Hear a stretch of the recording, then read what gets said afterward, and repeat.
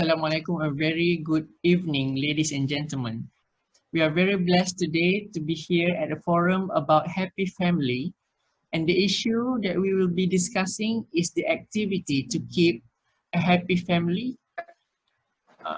For today's discussion, I myself, Muhammad Hasrul Najimi, will be your forum moderator. Before we start, allow me to introduce our panels for today's discussion. Our first panel is Ms. Nur Atikah Abdul Wahab, Marriage Counselor from LPPKN, the Ministry of Women, Family and Community Development. Welcome, Ms. Atikah. Hi, good evening, everyone. The second panel is Mr. Muhammad Rashid Othman, Clinical Psychologist from International Psychology Center, Kuala Lumpur. Welcome to the forum, Mr. Rashid. Ya, thank you. Assalamualaikum semua. And third panel is Mr. Khalid Walid Yahdi, Principal Researcher at Institute for Health Behavioral Research, Shah Alam. Welcome, Mr. Khalid. Hi, hello. And our fourth and last panel is Mr. Muhammad Abdullah Muhammad Sanif, Consultant Motivator from Institute Aminuddin Baki, Nilai Negeri Sembilan. Welcome to the forum, Mr. Abdullah. Assalamualaikum. Good evening, everyone. Good evening. Assalamualaikum.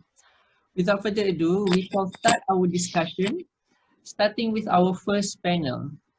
So, Ms. Atikah, in your opinion, what is the activity to keep family together as a happy family? Thank you, Mr. Asrul, as our moderator. Assalamualaikum and good evening, everyone. First of all, what is family? Family is a group of people that consists of parents and children.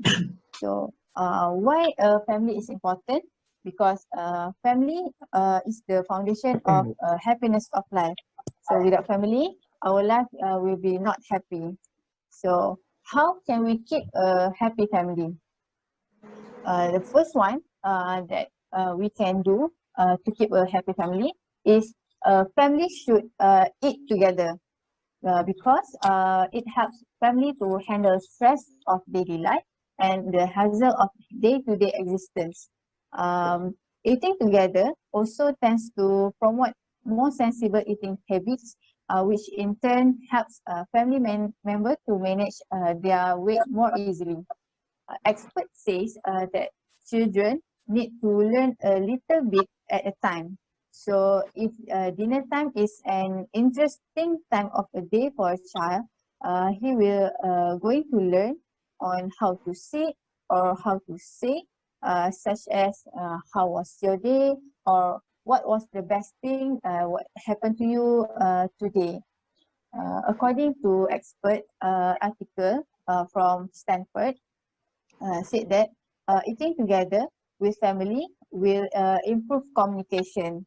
So during meal, everyone can share their problems or opinions so that everyone knows and concerned to solve the problem. So with this, children especially would feel like they are cared and have much attention.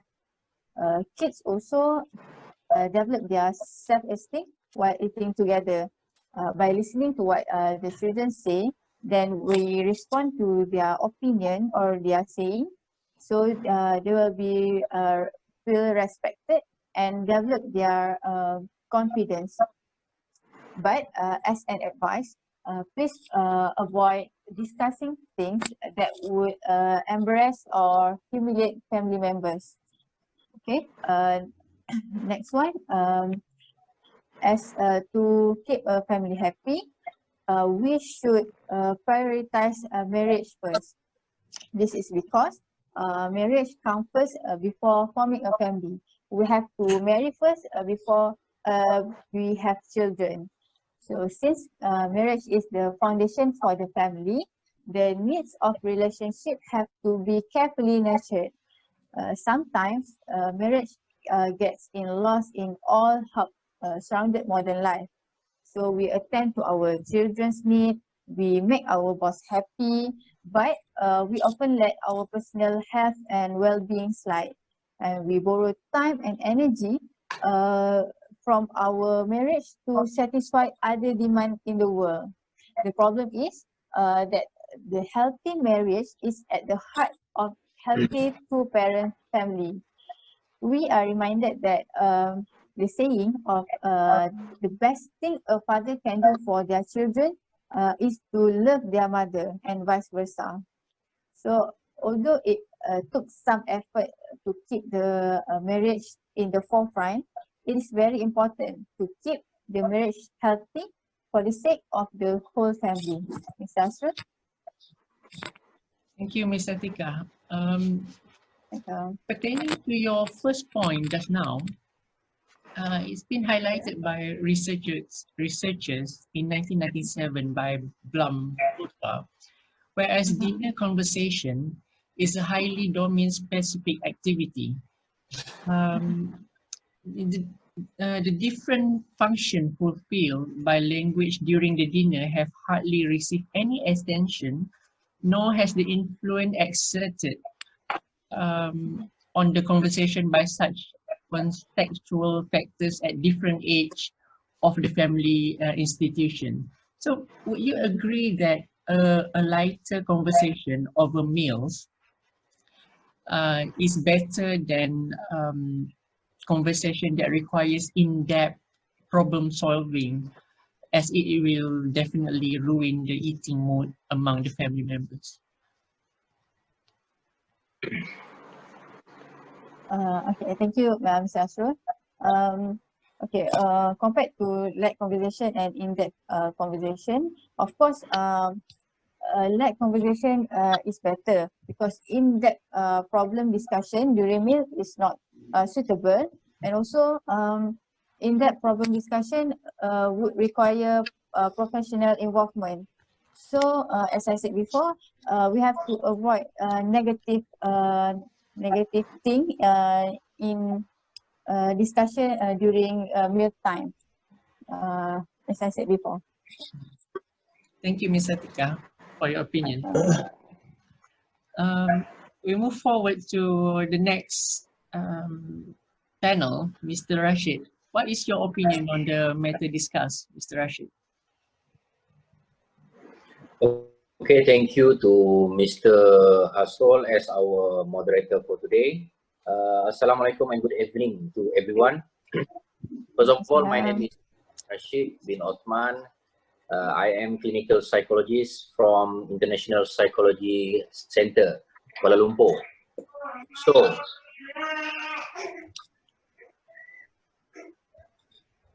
So based on our topic today, it is on keep happy family. My first point is communicate effectively. Communicate effectively is important for family members to be able to share their concern and opinions without the fear of being judged or punished by family members. It is very important for family to have healthy communication because it can prevent misunderstanding that may cause more disagreement in the future. Communicating effectively also can avoid misunderstanding between family members. To support my point here, I have picked the word from G. Siegel. In order to communicate effectively, we must have empathy. Empathy can steer away families' stagnant patterns of interaction by modeling the attention we would like to receive. It means that when communicating with our family, we should not automatically seek the conversational refuge that may cause discomfort to our family members. Okay, my second point is take care of each other. Taking care of each other can help tighten the bond between family members. Not only we need to take care of our family members' physical health, we also need to monitor their mental health, such as stress, to prevent them from being at risk of suffering mental health disorder. According to Thomas Liu and Emerson 2017, stress is one of the factors that can negatively affect us physically and emotionally. Stress can harm our body and mental health by disrupting our immune function, affect the cardiovascular system, which is our heart, and may increase risk for depression. And the worst part would be that they are also affected by our health. In an article posted in Health Guide website, the author Jean Siegel mentioned that being healthy in both physical and mental state enables us to take care of our family members, especially young children and the elderly. If we are constantly stressed and angry, how are we going to communicate effectively with them? And then how we are going to make rational decision for important family matters? Therefore, we need to learn to take care of each other so that we can avoid the consequence of having health problems. So that is my point. Thank you. Thank you, Mr. Rashid. I have a question for you. As you aware, Yeah. each member of the family have different kind of attitude and temperament. So, what is your advice on how or what is the best thing to do, especially for parents, to handle this matter? Okay, thank you. Good question from our moderator. In my opinion, one should consider on how to communicate and approach their family members, as each of them have different ways to accepting something. Some may be sensitive and some may be openly minded. Therefore, in order to avoid any miscommunication that would lead into misunderstanding, each of family members need to be more careful and learn each other's ways of communication. Try to observe their body language when you talk to them. Always speak kindly, give support, and avoid sarcasm. Okay, does that answer your question? It's a good answer, Mr. Rashid. Thank you very much. All right, thank you. Okay, shall continue our discussion on the next panel, Mr. Khalid. Mr. Khalid, what is your opinion and thoughts about our topic today? Thank you, Mr. Moderator, Mr. Muhammad Asrul Najimi. So today I will come up with my point of view. First of all, is building a happy family. There are three ways to building a happy family. First, enjoy each other. Secondly, put family first before friend. And thirdly, limit children after school time. According to Rabbi Shmuley Botek, a New York best family and relationship counselor and host of the learning channel Shalom in the Home, he said that there is a joy that characteristic their interaction. Parents come home and the kids are happy to see them, and when kids come home, the parents are happy to see them. Okay, and the next, my point is everyday happiness. In everyday happiness, I elaborate. The first point is snuggle time. Take advantage of Saturday morning to have all the kids come in bed with you for 15-minute cuddle. Most days you have got to leap up and hit the ground running in order to get everyone where they have to be on time. But one day a week, try not to schedule anything early so you can just hang out and feel so close to each other. And lastly, my point is hitting the road. When nothing is clicking, it's time for a change of scenery. Okay? One idea is to announce road trip. Get the whole family in the car and take off for a secret destination, such as the library, a local pond, or the ice cream shop. Even if the jaunt take no more than an hour, the mystery and the chance for spontaneous fun will distract everybody from petty irritants. So that is my point of view. Thank you, Mr. Khalid. But if I may add, or perhaps seeks a little bit of a clarification here, pertaining to your second point, snuggle time Yeah. of everyday happiness. Snuggle time might only be applicable to small family, which consists of parents and small toddlers. So, will it be applicable to family with teenagers? Thank you, Mr. Moderator, for the question. For me, the point of view that I have mentioned about snuggle time is it's up to the family how they manage they treat their children and how they, to make sure that everyday happiness of their family. Thank you, Mr. Khalid. Yeah. Okay, let's hear the opinion of our last panel, Mr. Abdullah. Hi, hello, Assalamualaikum, everyone. Walaikum. Okay, I want to talk a thing or two about happy family. I want to share my point of view about the main basis of family happiness. There are three main bases. Family happiness are associated with closeness, bonding, and care. This is from a research under a title, From Love to Family Happiness, a theoretical model for Javanese family. It is written in 2018.